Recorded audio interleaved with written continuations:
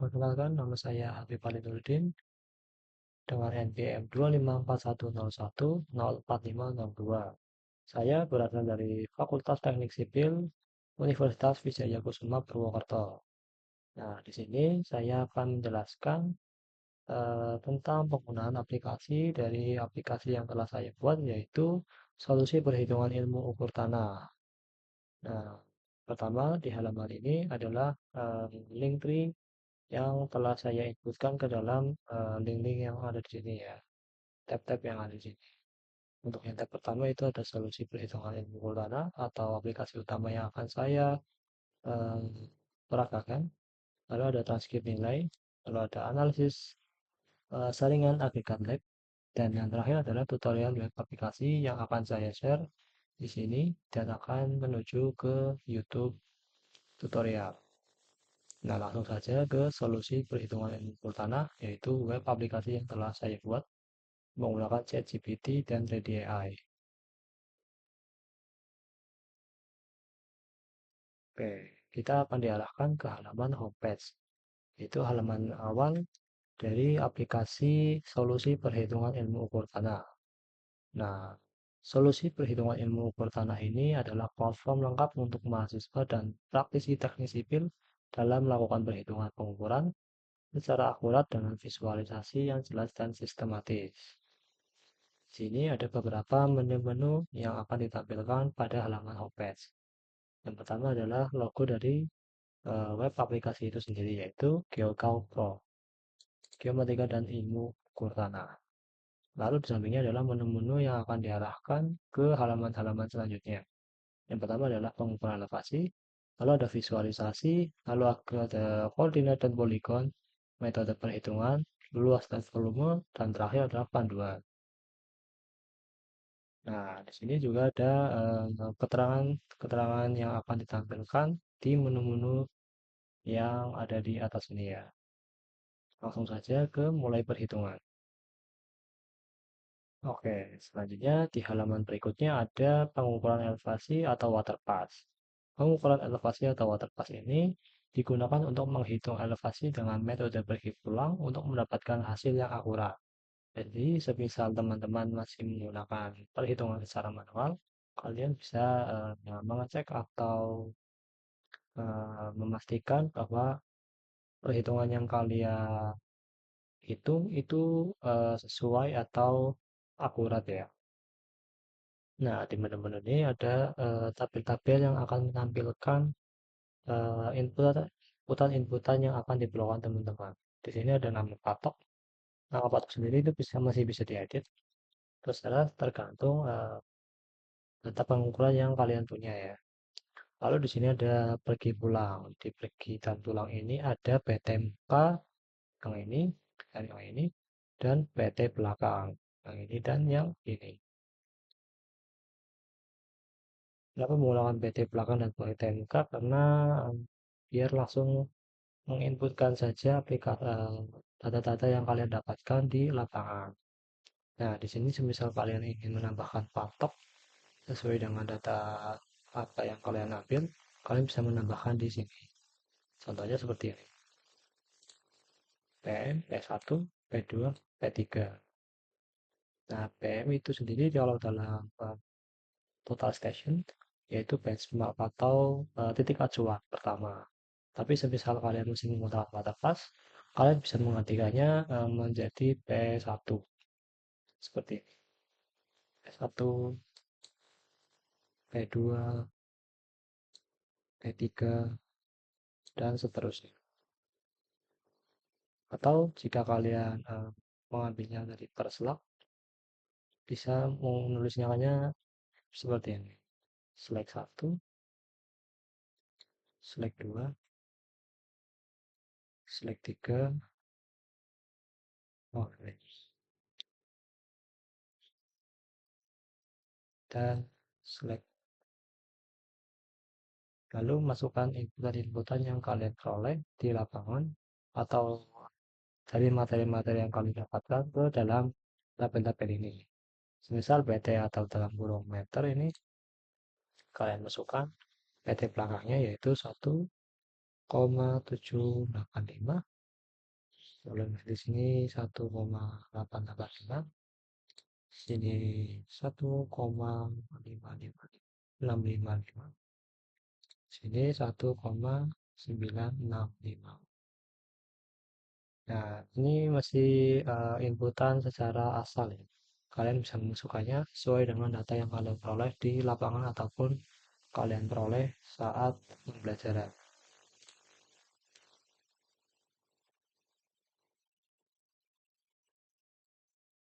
Ya, kita isikan terlebih dahulu agar memudahkan dalam mencontohkan kalian dalam memasukkan inputan data yang akan kalian perlukan di kedepannya.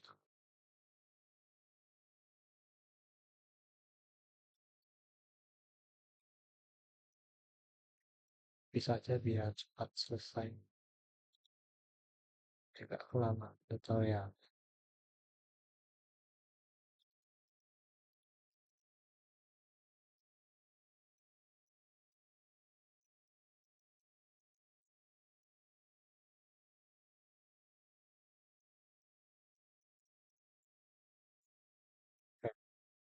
Misal kalian ingin menghapus salah satu garis yang ada di tabel ini, kalian bisa menggunakan tombol delete ini. Nah, ini ada juga tabel elevasi awal dan tabel jarak antar patok. Nah, di semua tabel ini menggunakan pengukuran dalam bentuk meter ya. Karena kalau di lapangan juga membutuhkan pengukuran dalam bentuk meter. Nah, ini elevasi awalnya menggunakan MDPL sesuai dengan pembelajaran atau sesuai dengan pengukuran yang kalian telah peroleh dan disepakati oleh teman-teman kalian. Semisal di sini saya mengambil 50.000 saja. Nah, 50 meter. Oke, jika sudah dimasukkan, maka kalian klik hitung elevasi ini. Maka akan dihitung otomatis oleh aplikasi web ini ya. Dan menghasilkan perhitungan berupa tabel-tabel ini. Nah, patok tadi bisa berupa selek 1, selek 2, selek 3, selek 4 akan menghasilkan jarak per meter menggunakan satuan meter. Kalau ada elevasi pergi, elevasi pulang, elevasi rata-rata, beda tinggi. Nah, di bawahnya sendiri ada total jarak dari ini ya. Jarak yang tadi kita peroleh akan dijumlahkan di sini. Kalau untuk jarak rata-ratanya diambil dari kelima ini, lalu dibagi dengan per patok atau per seleknya ya. Lalu ada total beda tinggi. Total beda tinggi itu diperoleh dari sini ya. Dibagi dengan total dari berapa patok yang telah ditempatkan di lapangan ataupun di pembelajaran ya. Lalu ke menu selanjutnya yaitu adalah visualisasi. Ini pengukuran elevasi itu yang tadi ya. Lalu ada visualisasi, visualisasi profil. Visualisasi profil ini adalah hasil pengukuran elevasi dalam bentuk grafik 2D dengan profil memanjang dan melintang dengan skala otomatis. Nah, inputan datanya bisa berupa hasil dari ini, sehingga akan memudahkan kalian dalam menggambar atau memberikan contoh kepada kalian grafik profil 2D yang akan kalian gambar. Misal kalian masih membuatnya secara manual ataupun menggunakan AutoCAD ya. Nah, semisal data-datanya sudah dimasukkan seperti ini. 100,0, 101,5, 103,2, 102,8, 104,5, dan 106,0. Nah, jarak per meternya itu bisa dipisahkan dengan koma ya. Bisa dari 0, 20, 40, 60, 80, dan 100. Misal 25, 25, ya kalian harus tambahkan satu per satu ya. Misal 25, tambah 25, tambah 25. Nanti akan menghasilkan 75 dan akan kalian inputkan di sini ya. Nah, kita akan membuat visualisasinya akan menampilkan grafik profil 2D seperti ini ya. Nah, grafik profil 2D ini masih namanya dengan profil memanjang. Tapi jangan kalian hiraukan dengan profil memanjang ini. Karena kalian akan membutuhkan hanya berupa grafiknya saja. Nah, di grafik ini akan menampilkan jarak per meternya dan data elevasi per meter yang telah kalian inputkan di sini ya. Dan nah, yang hijau-hijau ini adalah berupa grafik profil yang menunjukkan perubahan elevasi di tiap tingkatannya. Sedangkan untuk yang titik-titik ini berupa titik ukur dari lokasi pengukuran yang ditempatkan dalam jarak meter. Lalu selanjutnya adalah di menu koordinat dan poligon. Di menu koordinat dan poligon akan diarahkan ke halaman koordinat dan poligon. Koordinat dan poligon sendiri itu adalah penghitungan koordinat titik dengan metode poligon terbuka ataupun tertutup. Sistem akan melakukan koreksi dan penyesuaian otomatis. Nah, di sini ada poligon tertutup dan poligon terbuka. Tidak ada bedanya, cuma nanti saat dihasilkan akan dikoreksi oleh web ini apabila ada kesalahan dalam kalian menginputkan data-data yang seharusnya tidak diinputkan atau salah penggunaan menu di sini ya. Kita coba menggunakan poligon terbuka. Nah, di sini ada azimut awal. Azimut awal sendiri diambil dari arah utara ya. Sehingga arah utara itu diambil dan digunakan titik nol karena kan awal dari sebuah perhitungan. Lalu ada koordinat X awal menggunakan satuan meter semua ya ini. Koordinat X awal ini seperti yang kita tahu kalau di dunia nyata kita menggunakan X, Y, dan Z. X sendiri untuk mendatar, Y sendiri untuk melintangnya, dan Z sendiri adalah untuk ketinggiannya. Sedangkan di sini kita hanya menggunakan koordinat X awal dan koordinat Y awal. Atau ini adalah titik acuan sebelum eh, kalian mengukur di lapangan sebenarnya. Kalau di dalam total station, azimut awal itu sebagai titik awal acuan. Kalau ada koordinat X dan Y itu digunakan untuk titik nol pengukuran sebelum diarahkan ke dalam prisma. Nah, kita gunakan saja 0 ya. Karena kan masih awal, jadi kita menggunakan titik 0 sebagai acuan kita. Nah, di sini di bawahnya sendiri ada tabel-tabel yang akan menunjukkan tentang titik, sudut atau dalam kurung derajat, jarak per meter, dan aksi. Aksi sendiri ini digunakan untuk menghapus patok-patok yang tidak diperlukan jika data kalian lebih atau kurang di data-data yang ada di kalian. Nah, sama seperti tadi, titik-titik ini bisa diganti namanya ya. Terserah kalian mau menginputkan apapun itu sesuai dengan data atau kalian ingin memiliki penamaan kalian sendiri. Untuk sudutnya sendiri ada 90 derajat, 90 derajat, 90 derajat, 90 derajat. Kalian bisa menginputkannya sesuai dengan data kalian ya. Semisal di sini 100, semisal di sini 70, dan semisal di sini adalah 150. Nah, jaraknya itu juga bisa diatur ya. Misal jaraknya 25, di sini 50, di sini 0, di sini 150, oh jangan, 100, 190. Nah, setelah diinputkan, oh ya, di sini ada tambah titik ya, sama seperti yang sebelumnya di bangunan elevasi. Kalian bisa menambahkan titik-titik yang kalian perlukan jika kalian memiliki lebih dari 4, atau bisa kalian kurangi dengan drag juga sih. Nah, setelah itu, setelah kalian menginputkan data-data di sini, kalian bisa menghitung koordinatnya dan akan langsung dihasilkan oleh web aplikasi ini. Nah, seperti ini. Aplikasi yang akan dihasilkan bukan hasil dari web hitungan ini akan ditampilkan secara tabel ini ya. Seperti nama titik, startnya kan kita ambil tadi 0, 0 derajat, 0 meter, 0 derajat azimut, 0 derajat meter dengan delta, 0 derajat delta Y, X, dan Y-nya adalah 0. Lalu selanjutnya adalah titik-titik yang tadi kita namakan yaitu A, B, C, D. Lalu sudut derajatnya mengikuti seperti 0 derajat, 90 derajat, 170, dan 160. Untuk jaraknya sendiri juga akan masuk ke dalam sini. Nah, di sini itu menggunakan 3 angka di belakang koma ya. Akan memudahkan kalian dalam ketelitian perhitungan. Lalu di sini ada azimut. Azimut awal ini akan ditambahkan dengan sudut-sudut yang telah kalian peroleh tadi. Jadi 0 derajat ditambah dengan 90 menjadi 90.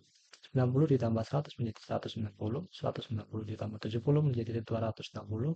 Dan 260 ditambah 150 menjadi 50. Oh, sepertinya ini ada yang salah. Oh, enggak. Benar ini. Karena kan sudah melebihi 360 derajat. Oke. Di sini juga ada delta X dan delta Y.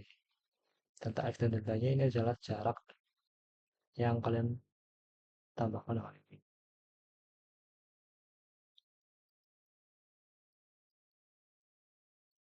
Delta X. Di sini ada X dan Y juga ya.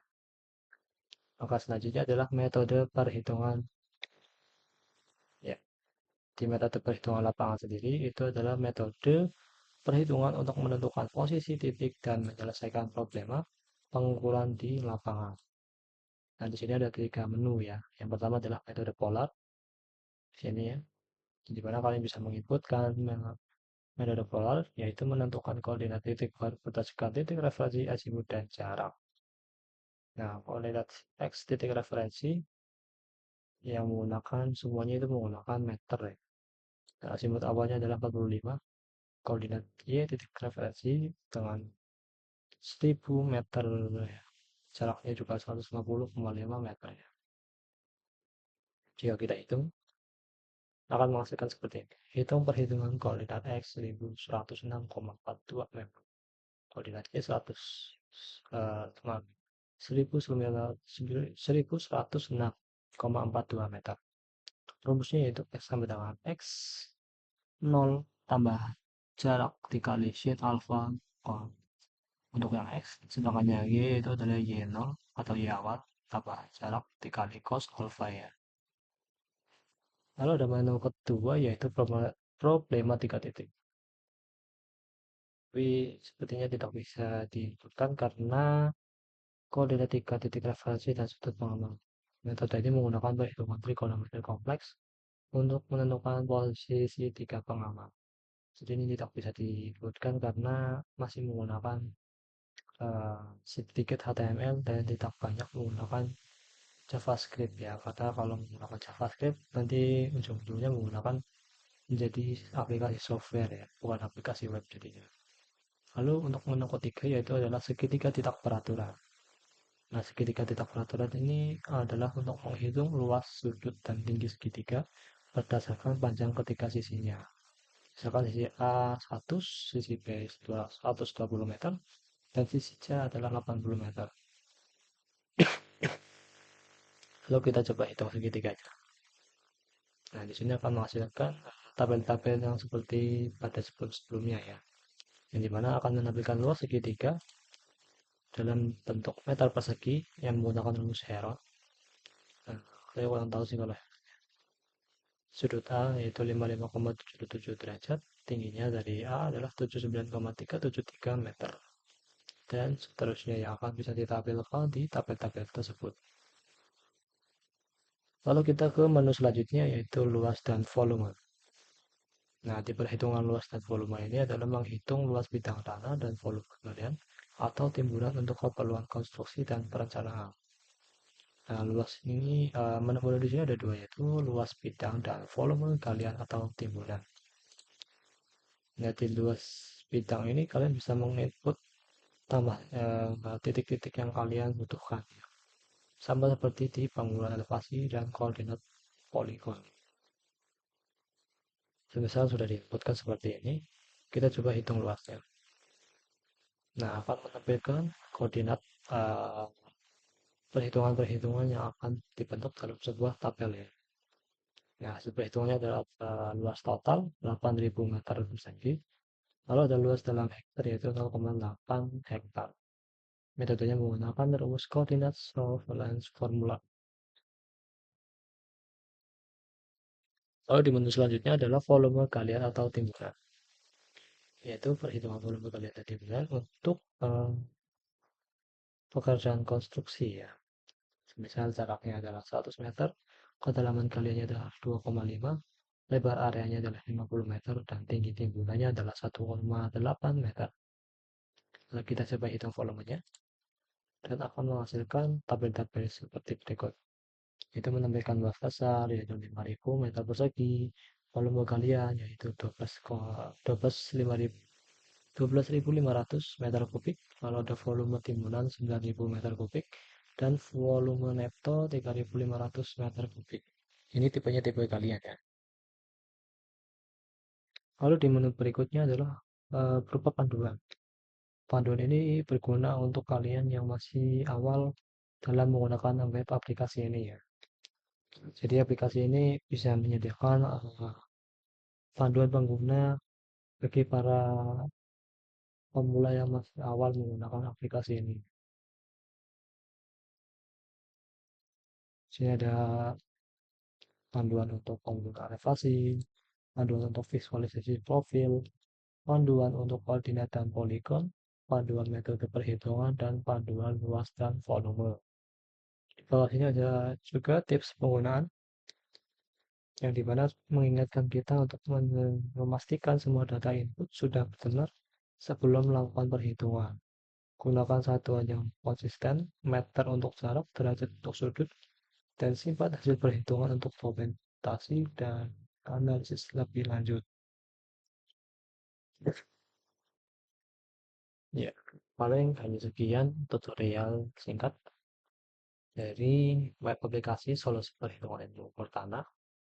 Walaupun masih banyak kekurangannya, diharapkan dapat bisa membantu mahasiswa ataupun praktisi teknik sipil dalam melakukan perhitungan pengukuran lapangan secara akurat dengan visualisasi yang jelas dan sistematis.